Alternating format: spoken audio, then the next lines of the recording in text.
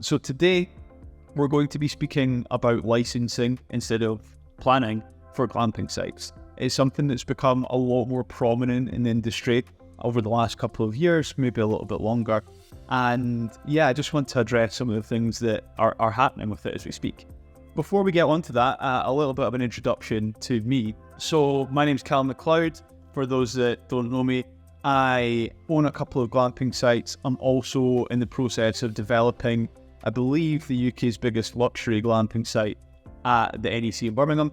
And I also own the UK's biggest glamping consultancy. So we help people set up glamping sites. We have been doing for over 5 years now. We've done over 1,500 feasibility studies, 400 planning applications for glamping sites. And we've helped a whole bunch of people set up their glamping sites and fulfill their glamping dreams. So back to kind of the start, I was in your position once, assuming that you're wanting to start up a glamping site and probably don't have much more of an idea what to do. I drew that knowledge and I learned a lot. I had skills through my previous job that meant that I had an understanding of planning permission, and I put in a planning application for a glamping site and quite quickly got approved. It was in a council that's fairly favourable, and I worked really closely with them and really well. As I was in the process of setting up that site, I realised that there was hundreds or thousands of people out there just like you that were looking to set up glamping businesses but didn't really know where to start. And so I set up Glampitect to help those people. And as I said, we quickly went from, we've now got, I think, about 15 or 16 staff in the company, all working full time in helping people set up glamping businesses. Some of you have probably spoken to them. And yeah, that takes me to kind of where I am today, which is after I set up my first 2 sites, I then got approached by the NEC in Birmingham and we did a deal for me to lease some land and do a glamping site at the pretty much front door of the NEC. We're putting in 59 units there, and literally as we speak, it's in development. So that's me, and yeah, let's get into the topic, which is licensing instead of planning for glamping sites. I think that it's clear that licensing is very confusing. Whatever side of the fence you're on, whether you're pro or against licensing, I think that, it is a pretty confusing topic. And for me, I'm against it. I will, openly say that just now. I have been for a very long time, and I've always stayed quiet about it. I'm very much a, each their own kind of guy. Let them do them and we'll do us. In more recent times, I've started to see a lot of problems come from the licensing. So we have done some research, and 54% of glamping industry suppliers, based on our sample size, say that you don't need planning permission for their units or their offering, whatever it is they do. That might be pods, huts, tents, bell tents, safari tents, and so on. And that number's been on the rise over the last few years. I think probably predominantly because they want to sell their units and they want to sell them quicker. If somebody's going through a planning process, obviously, it's going to take a bit more time and they aren't able to sell their units as quickly. So I think it's an easier point of entry for suppliers. I'm not normally one to talk out, but it's my company that has to pick up the pieces. We probably receive between 1 and 2 phone calls every single week from people whose glamping dreams have turned into glamping nightmares, and predominantly through licensing. Don't get me wrong, some just don't do anything, but a lot of these people are getting licenses, and for whatever reason that we're going to be talking about later on in this video, they get revoked, or the company disappears, or planning enforcement turns up and they need to remove their site. They've spent, £100,000 plus their generally life savings on putting together this fantastic glamping site, only for planning to show up and say, you need to pick that up and remove it. And within the next 28 days, typically they say. And yeah, it's really getting out of hand. And it's harder to fix at that stage than if you just do planning in the first place. So yeah, example, today is Tuesday. I'm filming on Tuesday. It's Tuesday morning. And already this week, we have had a phone call yesterday from somebody that has spent over £100,000 on units. Their neighbour phoned up the licensing company and complained, and quote, I've got some notes here, quote, the licensing company has disappeared. That is what this person has told us when they phoned us, having bought these units. And yeah, it's getting frightening. It's getting really frightening. And yeah, let's dive into the details. So at the Glamping Show this year, we asked 13 suppliers, mostly glamping pod manufacturers, shepherd's hut manufacturers and so on, do you need planning permission for commercial use of these units? 5 said yes, 1 said they don't know, and 7 said no. So confusing itself. We're pretty much 50-50 between yes and no. We on completely similar units, and no wonder people are confused. I'm confused. They're confused. Clearly everyone's confused based on this information. Yeah, here's what some of them said. So when we've said, do you need planning permission for commercial use of these units? 1 said, if you're having 1 or 2, you'll be fine. I mean, it sounds like buy my units, not my problem to me. Next, we have, you can get planning not through the council, through another company. So presumably that's talking about licensing, which we're obviously going to speak about a lot more here. And yeah, this one's probably my favourite. Not as long as you don't have a nosy neighbour.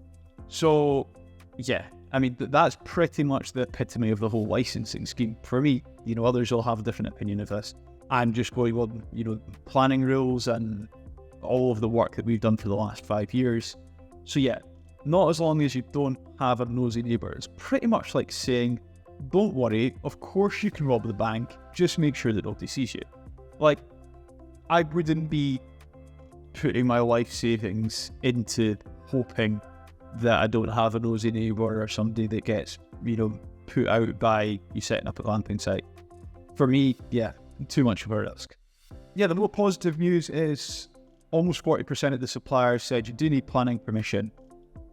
Here's what some of them said. So we even had a visitor add their input. He made some great points about services and if you're putting in drainage, if you're putting in electricity, water, then you're fairly permanent.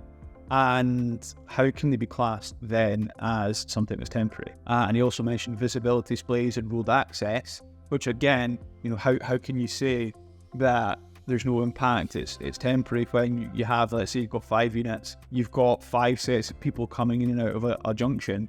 Planning care about that. Planning will be bothered about that. And the road authority will be bothered about that as well. So at the show, we were fortunate enough to have a conversation with a licensing company. It was fairly in-depth. We spoke for quite a while. And honestly, it was the motivation for this video. I've been getting closer and closer to doing this. The stuff that we were told in that conversation, it was shocking. It was dangerous. And honestly, completely irresponsible. We have people phoning us all the time in tears. And yeah, this is meaningful to me. I don't want people to be phoning us in tears anymore. We try and help pick up the pieces, but it's not always as simple as that. So, here's what we said. First question, can you only do a license with tents, or is it any type of unit? And we were told, no, you can do shepherd's huts, glamping pods, bell tents, safari tents, and anything else that's movable and designed to be temporary on land, which I actually generally agree with. I think that is the premise of the licensing. But having services, having a decking, having foundations, electricity coming in a road, whatever it may be, if planning show up and say to you, move that please, can you? What we're saying is yes, we're movable, and therefore we should be able to move if somebody comes in and asks us to.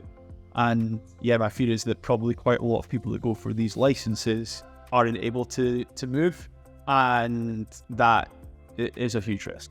So next thing we asked is, so with glamping pods, we can go with you guys, just not have to worry about planning permission. We can do the license rather than planning permission. We were told, yeah, up to 5 and you don't have to worry. Any more than that and it becomes a site. That's when the council insist on planning and they won't give you it. If it's over 5, it's a site. What does that make it if it's under 5? If we've got 5 or 4, 3 or 2 or what?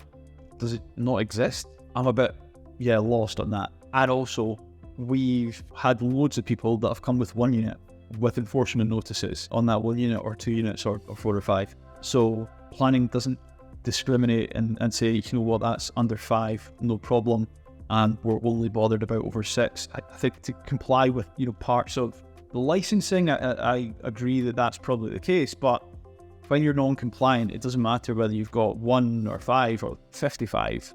If you're non-compliant, you're non-compliant. And you will, as planning find out, be served an enforcement notice. So I've said that term enforcement notice a couple of times. What is an enforcement notice? It's essentially that planning will come out, they'll take a look at whatever your development is, and they'll say you should have planning permission for this, and you don't. It might be that somebody's been refused and built, or they've never got planning in the first place and they've built, or in this instance, they've got one of these licenses and they've built. And yeah, planning basically show up, serve them a letter and say, you have built without planning, you need to remove everything that you've done and restore it back to its previous state within 28 days. That's typically what an enforcement notice is. That's fairly scary if you've put your life savings into a development, into a project, and you get one of them. That's typically, unfortunately, when people pick up the phone to us. We said planning won't give you it. So we know through data, publicly available government data, that about 80% of planning decisions in 2024 were approvals. So 80% of submissions to planning in the UK are approved. So, that statement is just wrong. They won't give you it. 80% of the time they do. And also, if planning wouldn't give us it, then they're definitely going to give an enforcement notice if they come up and they see the development and there's a license on it. They're not going to care about a license if there's a dangerous road access, or if you've built near badgers and you're impacting them, or if you've built in a triple SI and AOIB and these important areas. Anything that is against planning regulations, if planning show up and they see it, they're going to be bothered by it and they're going to serve an enforcement notice. So yeah, it's a scary statement that they won't give you it 80% of the time they do, and if they won't give you it, then they're going to serve an enforcement notice if they come and they see that development is there with a license. Okay, next we asked, can I leave my site there forever? And the answer was, in theory, as long as you keep paying a yearly fee, or until they might change the law. But by that point, there'll be enough of us because there's loads of these. So we then said, has there been any issues with people previously? And it got very brush off, I'll be honest. And the answer was, yeah, but they're in special areas. Really special areas. So yeah, but they're in really special areas. It's a bit Wild West. Yes, it's a bit cheeky. You can do it without planning. Again, another one, I'm not really sure where to start. 2 big rocks there. Again, maybe I'm risk averse, but betting my life savings that the law won't change because there's loads of these. Yeah, I'm scared. Make up your own decisions on that, but I would not be doing a development. And bearing in mind, I've done a bunch of developments, I've helped hundreds of people throughout, in fact, thousands of people throughout the country on their glamping journeys. I would not be betting my life savings that because there's loads of these, the law won't change. Just a bit worrying that we're getting brushed off about issues with past people when we know through Glam Protect and working with people that often what happens when we start to hit issues is that these companies disappear. Yeah, we were then also told you avoid survey fees, you avoid all the costly things like that. So what we're saying here is, with this license, you don't need any surveys, which, yeah, I think makes sense. That is the premise of it. And I'm going to be the first to say that surveys are annoying. They take time, they can be costly. I had a whole bunch of surveys for my NEC site. Usually our clients will need 1 or 2 surveys maybe, and it might cost £1,000 or a couple of £1,000. So there is cost to it, and there is time, and there is risk when it comes to the planning application with surveys, but that's a requirement, and for good reason. As frustrated as they are, there is very good reason for surveys. It might be so that, firstly, you comply with the law. I mean, these are pretty tough, pretty scary ones, but it's so people don't die on the roads at your site. You know, if you've got a dodgy junction, there's a reason that the council's road team will say you can't put more people there, because it might be that it's at high risk of a crash, or it might be that we need to protect against endangered species dying through a ecology survey. So we've got road surveys, we've got ecology surveys. These aren't, you know, things to just, don't worry about them, it's okay. They're expensive.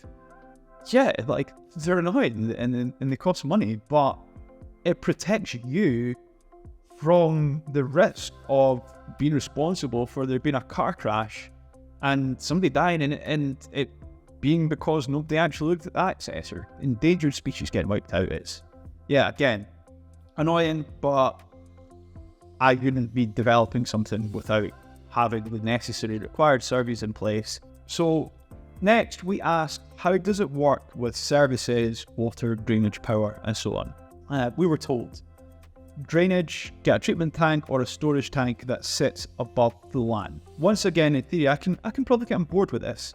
I'm not entirely sure what you do with the shower and sink water, but assuming there's some sort of solution for that, I can get on board. It does, however, require a lot of management. You're going to need to be in there changing them over, cleaning them out, presumably fairly often. Yeah, so not something that you would expect of a £100,000 development, a £200,000 development, if you were going and spending a couple of £100 a night to stay there. Next, we were told on water, you can bring water up to a point. There's no issue with that.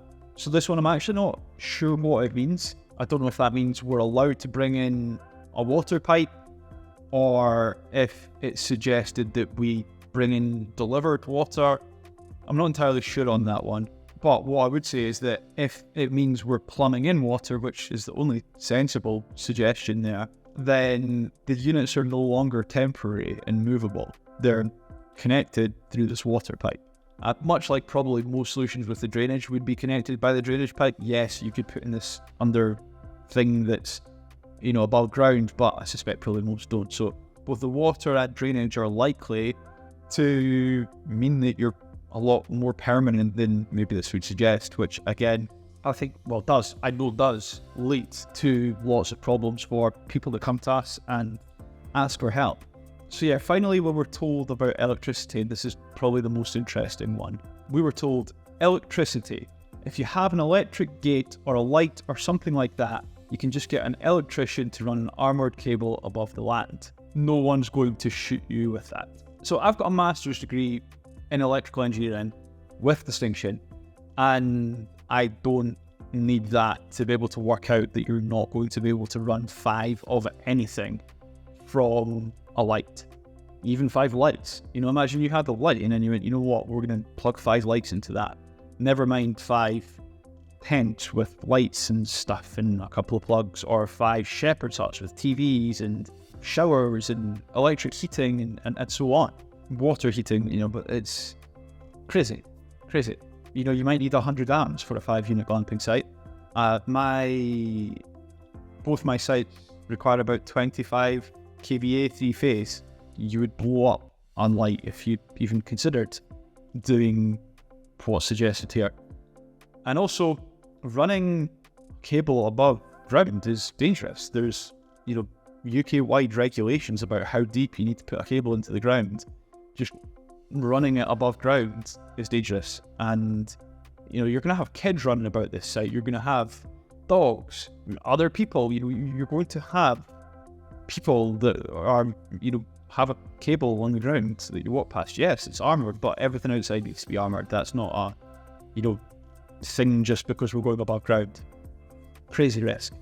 Again, you have a cable plugged in, makes it non-movable. If planning showed up, they said, okay, you need to be able to move this. You're plugged in electrically, you're plumbed in with the drainage, you're plumbed in with the water, you've maybe got a decking, you've maybe got, you know, other stuff going on. How on earth can you argue that it's movable? And yeah, it makes everything else redundant for me, that one. And again, why we have so many people coming to us in these predicaments that they do come to us in. Okay, we've got a few more here. So next one, can I just put the pods straight on the land, was our question. And we were told some need to be anchored to the ground. Some are heavy enough that they can stay in one place. I think the maximum is 12 inches you can anchor them to. Anything more than that, I mean, how they ever know, they won't. So I think the recommendation there is that just go as deep as you want because they're not going to know with foundations or anchors. Maybe it's ground screws. That's the recommendation there. Now, firstly, let's speak about the ones that are heavy enough that they can just stay in one place. My pods on my sites weigh between 3 tons and I think the lightest one's 3.5 tons and 8 tons. The heaviest one's, up there. They're all strongly secured to good foundations. I've spent the cheapest building, I think, was about £25,000. The most expensive, over 50. We've spent money on these buildings. The last thing I want to be doing is sitting when it's, windy or there's a storm or whatever going on, thinking, is my asset about to topple over? Or even worse, if I've got guests in it, is it going to go upside down when I've got guests in it? Is it going to move? It's scary. Speak to any structural engineer and say, would you put a 3-ton building or a shepherd's hut or, a 3-ton pod or actually I think huts are quite heavy as well, 4-ton shepherd's hut in the middle of a field on a windy day? Is it going to be okay on a really windy day? Or even a once in a 5-year wind, whatever the windiest it's been in the last 5 years, it'll tip up. Crazy. And there was something else on that one. If you do put in proper foundations and you do make it secure, then it's no longer movable, which again defeats object. So you've got the choice here of taking the risk of it blowing over, tipping over where people are in it, your asset being destroyed, or foundations going in place but then it's no longer movable. Kind of a lose-lose from the perspective of a license. So we then asked, sounds great, there must be something wrong. What are the potential issues? And we were told, the only issue is if you have neighbours. So if you have neighbours within 150 metres or so, we tend to really look hard at, is it worth doing? So if your land is nice, then sure. If you buy one of our shepherd's huts, we'll get it for you. That's a cracker. But neighbours are the big one. Because no matter how friendly you are with the neighbour, you're guaranteed you'll get one anonymous complaint. So turns like every single one of these has a neighbour issue, and it, I guess, just depends, how persistent the neighbour is or how many of them there is if we hit issues. But anyway, we've then said after that, what happens if we get a complaint? We were told, because we then become your temporary local authority, we have to reply to them. So 1 or 2 contacting us complaining, we can sort of deal with. But when you have 50, 60, and you have to reply to each and every letter, it's sort of not worth us doing. So we've then asked, what happens if you have a shepherd's hut or a pod in place and you get complaints? So that there is the crux of the issue. I think, we got to the bottom of it there. 1 or 2 people contacting us complaining, we can deal with. If you have 50, 60 and you have to reply to each letter, it's not worth us doing. That is where the people that are coming to us are getting left high and dry. And irresponsible. So both times we asked that question, it's changed without answering. Yes, this is the sad thing. This is when people need to pick up the phone to my team in tears, having bet their life savings on this glamping site, these huts, these pods, whatever they may be, because everyone's just like you. They're all, making a big lifestyle change, saved up. They're going for this big new thing, and it's going to be life changing for them. Usually in a good way. But when you face this challenge of having a license, getting left high and dry by the license provider, it's when people need to pick up the phone to us. And when they do pick up the phone to us at that point, if we do then go to planning, so, being left high and dry by the licensing people, planning have turned up, they served an enforcement notice, you need to restore back to where it was in 28 days. We can then try and submit what we call retrospective planning application, essentially an application on an already developed site. But there's more risk to that. I mean, just human nature. Planning don't like it. If you go build something, they then say no, and then you've got to go and ask for it after. They don't like that. It'll cost more money, and obviously, you've already spent your money on the license and the effort and all that sort of thing. And yet, you do have the potential for you to remove the buildings in 28 days. So yeah, it is scary when these things go wrong. Don't get me wrong, I'm sure that there's dozens of people throughout the UK that have a license, they're getting on great because nobody's ever come and looked at it, and Bob's your uncle, everyone's happy there. So I probably only do see the dark side, because nobody's going to pick up the phone to us and say, oh, our license has been going great for 5 years. That's a lie, actually. Sometimes people do this. Not often, but people pick up the phone and say, right, it's been going great for 5 years, now we're going to do planning. Yeah, that does sometimes happen, but that to one side, it's not common. So yeah, all of the kind of above just highlights the whole premise of a license is based around planning, just not really knowing that you exist. What happens if a neighbour calls planning? Or, clearly we've already seen what happens when a neighbour calls the licensing people. They pull it, they disappear. What happens if a neighbour calls planning? They'll probably turn up, give you an enforcement notice. Or if you list on booking.com, Airbnb, somewhere publicly, and know that these licensing places promote that you can do that, but if you've in any way gone against any of the regulations, which 9 times out of 10 it seems like people probably do with these licenses, when you're going public, you're advertising the fact that you've gone against what you need to do to have that development in place. Yeah, all these things can lead to planning coming up and shutting you down, which nobody wants. So in summary, the advice around licenses instead of planning is dangerous, it's irresponsible, and it is ruining people's lives. I've seen it with my own eyes, I've heard it with my own ears, and it's awful. That's obviously at the extreme end, and we can sometimes fix it, and there's lots of other stuff that can happen, but I have seen some really pretty bad cases, and yeah, I don't want somebody else to end up there. As I say, I believe in each to their own. I've stayed quiet about this for a long time because I don't want to, get into this is better than that, each to their own. But the trouble that we've seen off the back of it, I can't stay quiet any longer. Yes, my company sells planning permission for glamping sites.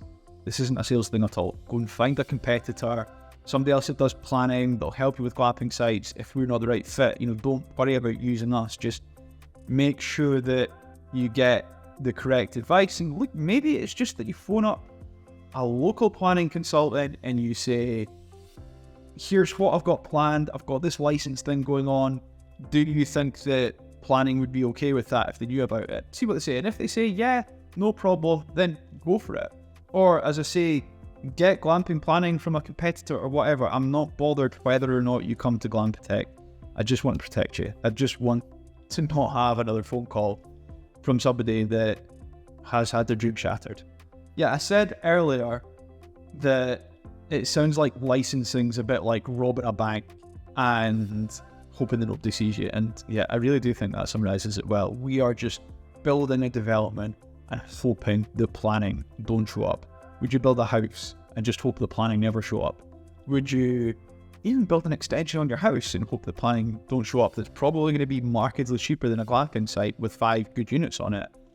You wouldn't. Nobody would. And, we're advising people to do that and more. Dangerous. Yeah, when you're putting buildings that are costing tens of thousands of pounds, typically they're clearly not practically movable because the services, foundation, weight, size, it's just a big gamble, and it's scary. If you don't want to do glamping for your planning site, my advice would be to just not do glamping at all. Again, this is not a come to Glamptech. I would just rather that somebody doesn't take that risk of setting up a development and it all going wrong. If you don't want to spend the money on the planning application, this maybe isn't for you. Glamping maybe isn't for you. Taking a shortcut is a big risk, as we know. Finally, please don't be my company's next phone call. Please don't be the next person that has shelled out £100,000 for a glamping site. They've got it set up, it's open, neighbours complain, planning show up, and the license company disappears. We see it all the time. Please don't be that person. Thank you for listening. You can tell that this is probably something that's fairly close to my heart. Stories that I get told from my team all the time, it's awful. Please don't be the next story. Thank you.